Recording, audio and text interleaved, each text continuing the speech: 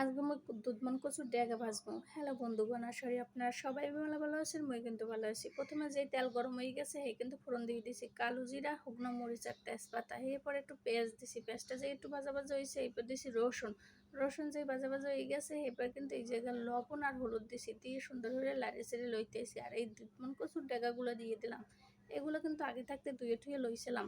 আর এখন কিন্তু হরা চাপা দিয়ে ধুইতে আসি। আর এগুলো কিন্তু একটু জল ঠল লাগবে না, এমনিই হেদ্দ হয়ে যাইবে। এই যে মুই ডাক্কে থুসি দেন কি অবস্থা, এমনই কিন্তু হেদ্দ হয়ে গেছে।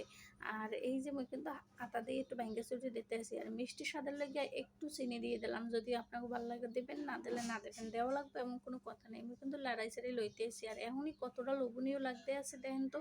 একেবারে এক প্লেট ভাত কোন সময় শেষ হয়ে যাবে আপনি টেরই পাইবেন না। আমার রেসিপি ভালো লাগলে অবশ্যই একটা লাইক, সুন্দর কমেন্ট আর ফলো বাটন টিপ দিয়ে আমার পাশে থাকবেন। হলে কিন্তু এরকম সুন্দর সুন্দর ভিডিওগুলো দেওয়া মাত্র আপনারা পেয়ে যাবেন। তো বন্ধুগণ, ভালো থাকেন।